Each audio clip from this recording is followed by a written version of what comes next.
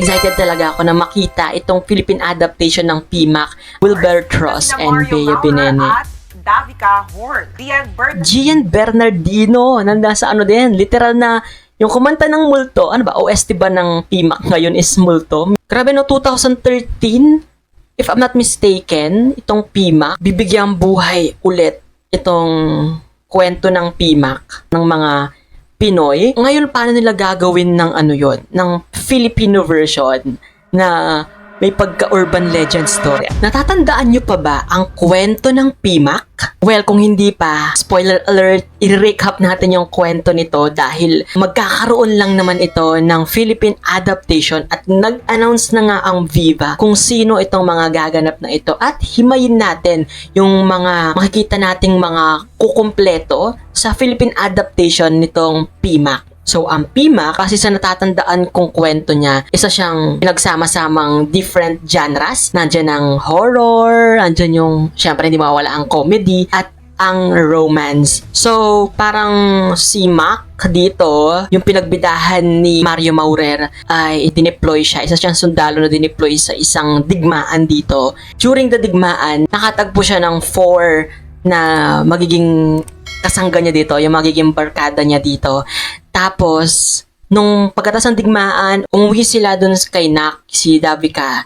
Then, parang masisense ng mga barkada niya na merong nangyayaring hindi tama kay Nak dito sa asawa niya. Tapos, dun nila nalaman na mumuna pala yung si Nak dito o yung asawa ni Mac. Tapos, pinipilit nilang kumbinsihin si Mac na patay na yung asawa niya at multo na lang yung kasama nila ngayon. Tapos, alam na pala ni Mac dito or yung karakter ni Mario Maurer na deads na yung asawa niya. Pero kahit na alam niya na mumuna lang si Nak dito, tinatrato niya pa din to as tao kasi mahal na mahal niya. So, yun yung pinakabuod. Pero napakarami bang mga nakakatawa, mga nakakagulat at nakakatakot na eksena dito sa PMAC. And ngayon nga, magkakaroon na ng Philippine adaptation itong PMAC. Ngayon, panoorin natin tong news from News 5 na balita kung sino ba tong mga gaganap sa adaptation ng PMAC dito sa Pilipinas. Ito na. So, ito na. Tayo. Horror na, comedy pa, at may romance pa. May pasilip na sa mga gaganap.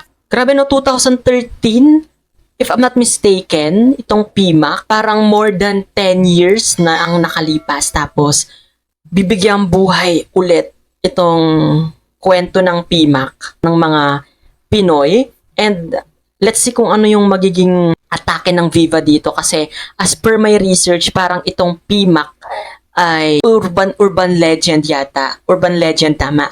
Na kay Maynak Prakanong. Parang same lang din sa kwento ng PMAC na nabuntis siya tapos namatay siya sa panganganak. Parang folklore na yon sa Thailand. Ngayon, paano nila gagawin ng ano yon, ng Filipino version na may pagka-urban legend story? Ano ba? May pagka-Maria-Labo ba yung atake nitong PMAC Philippine version?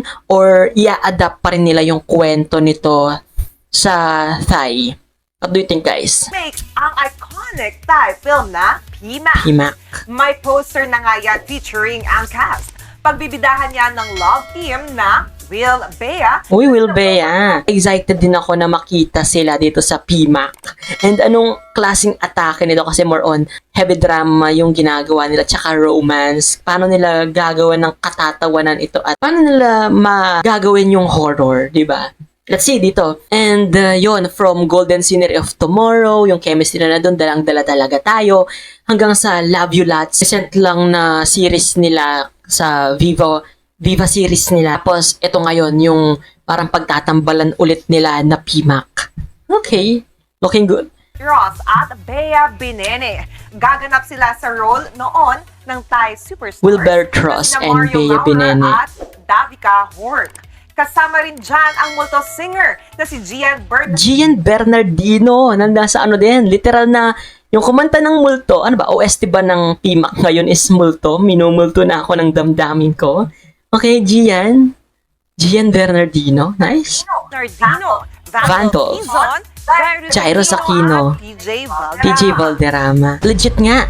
So I think ano pa lang to, parang snippet pa lang or parang pampa-excite pa lang tong nilalabas nila. Wala pa tayo nakikitang teaser nitong PMAC. And hopefully, pag naglabas na sila, magawan din natin ng reaction video, yung teaser tsaka yung trailer nila kasi excited talaga ako na makita itong Philippine adaptation ng PMAC at kung paano nila maitatawid sa taste ng Pinoy itong PMAC Philippine adaptation.